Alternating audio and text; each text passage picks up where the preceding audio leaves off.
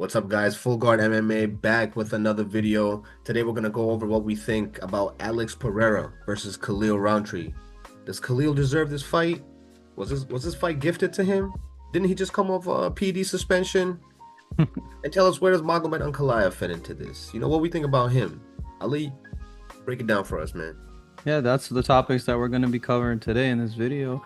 But early thoughts on the announcement of this fight is that's crazy. Khalil Rountree is ranked number 8. He has 0 top 10 wins in the UFC. His biggest win is Anthony Smith on short notice, who wasn't even in the top 10 when he beat him. He beat Paul Craig way back in the day. Other than that, he has really no good wins. Dustin Jacoby is a decent win, but he won by split decision in a fight that a lot of people thought Dustin should have won. So all in all, he's not a proven contender. He was gonna fight Jamal Hill. That was a fraud check fight. We were gonna see if Khalil was really like that. He gets a PED suspension. He doesn't even serve the full suspension before he gets the fight announced that he's fighting for the title against Alex Pereira. Meanwhile, Magomed Ankalaev, this whole time, he fought for a title, never lost a title fight, beat Johnny Walker after the draw, and he's fighting Rakic. So all in all, nothing makes sense right now. Clearly, Dana White is playing. Alex is getting that Dana White privilege right now. Tony Ferguson style, straight up. They're giving him nothing but strikers. I think it's an easy matchup. I think he knocks him out within the first 2 rounds. But we'll take a deeper dive into this fight for you guys. Only for you guys.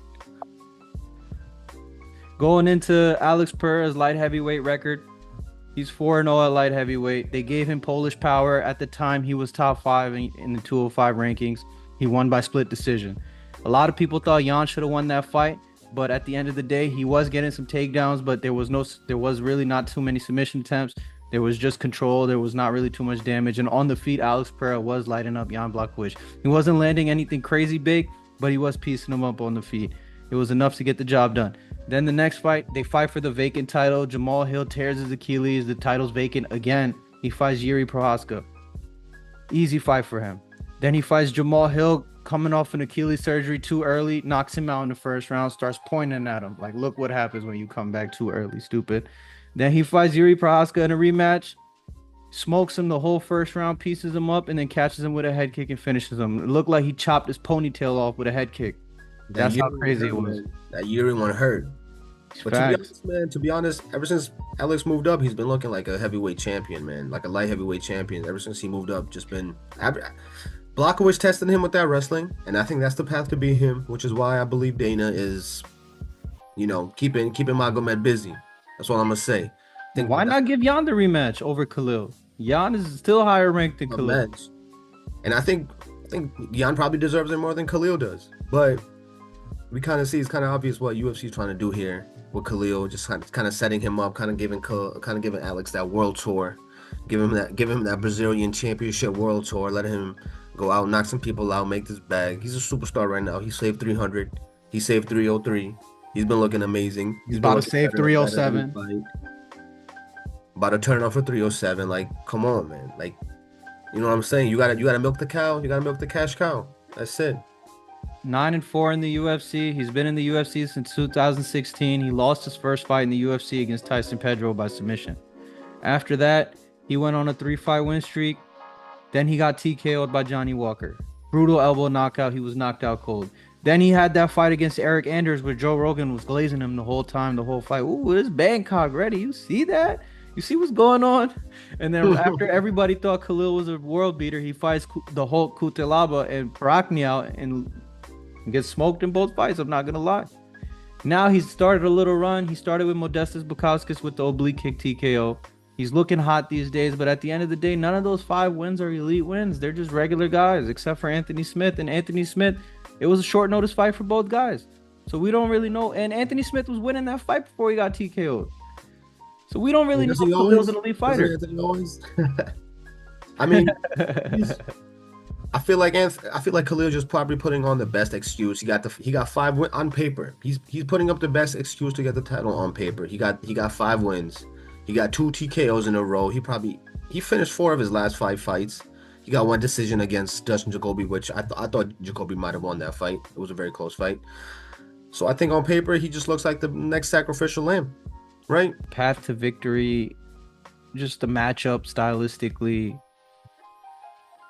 Sham. much power, man. Too much power. It's too much heat. These guys get caught one time and it's over.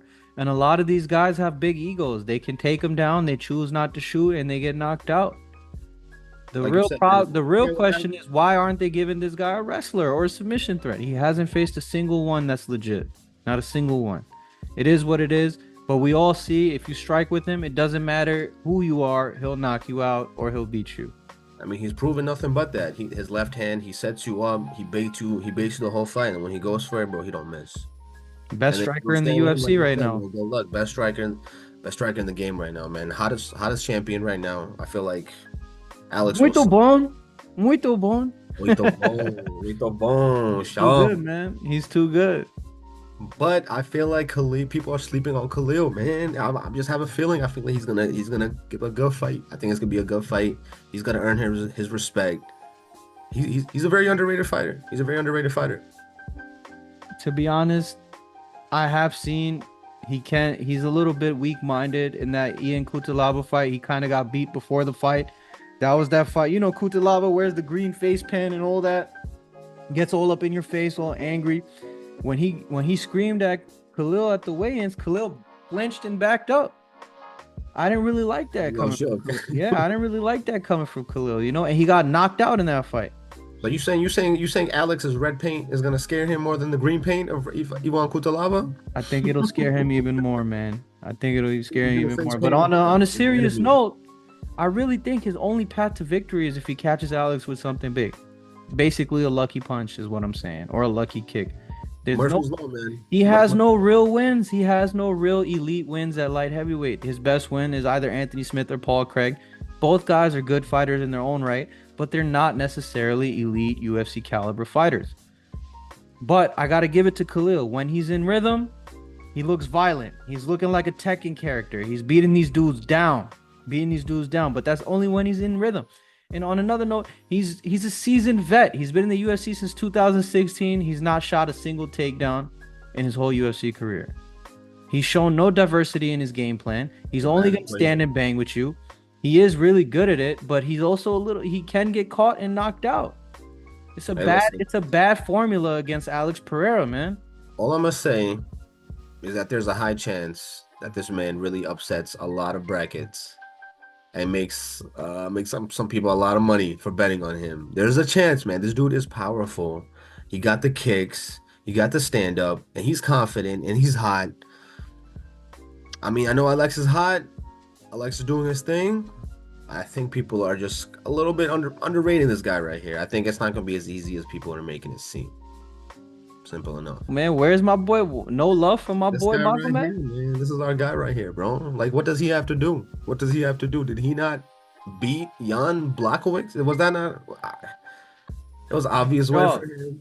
It was He a did look draw. pretty bad in the beginning. I ain't gonna lie. That fight was a little shaky in the beginning. Chopped Alex his legs up. leg kicks. That was not a good look for my man Magomed. I thought later on he got his confidence back. I felt like he should have been wrestling the whole time. Whatever he did the last 2 rounds, he should have been doing for the whole fight. I don't doubt this man's a future champion right here. I think there's a reason that Dana's keeping this man on the shelf. You know what I'm saying? Keep Alex protected as much as you can, because once this boogeyman finds him, I think it's over. I think the Shama days are over. As much as I love Alex, Yeah. Well, honestly, my opinions are pretty clear. I easily the toughest matchup for Alex Pereira in the light heavyweight division is Magomed Ankalaev. Easily, he's more than earned his shot. You need to give him a shot, Dana White. It's complete BS at this point that they're making him fight Rakic after he finished Johnny Walker, after he had a draw in a title fight. He had a draw. He never lost a title fight, and then they make him fight Johnny Walker. He gets that knockout victory, and now they're rewarding him with another fight against another contender in Alexander Rakic. That's crazy. The guy's more than earned a title shot, and they're not giving it to him. They're wasting his prime. He went from 28 all the way to 32 years old without getting a title. Like, you know, he's been on a long win streak for a long time. He has ranked wins all over the light heavyweight rankings. There's essentially nothing more the guy can do to get a title shot. It's honestly, it makes people question what's going on with the UFC. Is this even a sport anymore? Is it entertainment? What's what? I mean, to some extent, man, you have to admit this is a popularity contest, and It that's the seems to be reason. That's becoming the that. reason they gave them the. That's why they're not gonna. It's pretty simple, man. It's pretty simple. If you're not gonna really draw people in like that, it's not really. They're not really gonna give you opportunities. Bilal had one shot. Bilal was not gonna get a rematch or nothing. Magomed had his shot. He didn't do it dominantly enough. They gave him a draw, even though I felt like, and everyone felt like he won. So at the end of the day, man, there's a lot of politics involved, and at some point, to some extent, this is a popularity contest. And Magomed just gotta, I don't know, he gotta learn some English. You gotta learn to talk some shit. Gotta hit up Islam. Be like, yo, tell me something to say, man. You gotta hype him up. He gotta do it, man. Ali gotta do something. Shit, hire me, man. I'll talk shit for him. I'll talk shit for him. Honestly, at that point, it is what it seems like, man. It seems like it's a classic schoolyard type of situation where you gotta bark loud, and all the kids are your friends all of a sudden. You know what I mean? The UFC is becoming exactly what you said, a popularity contest. This guy is completely. He had outside of the Paul Craig fight, he's completely undefeated in his entire career. He was winning that whole entire fight against Paul Craig before he got submitted within the last 10 seconds of the fight. He got submitted in the last 10 seconds of that fight. That's his only loss his whole career. Other than that, he smoked through. He's cleared every single fighter they put in front of him. There's nothing more the guy can do. Give this man his shot. Give him his respect. Put some respect on his name, Birdman style, and stop playing with him. He needs to make himself undeniable. He gotta come out, get the finish, and he has to do it in fashion. That's the only way. And then he has to make Crazy him. part is That's he's it. already made himself undeniable. But you know how it goes, man. You know how it goes. You know how the cookie crumbles. Facts. Facts. But yeah, man, that's all we have for you. That's our reactions to the early reactions to the UFC 307 main event and how we feel about Magomed Ankalaev getting snubbed on yet another title shot. They're doing the man dirty, man. But it is what it is. That's the name of the game. Full guard MMA, and we're out of here. Peace.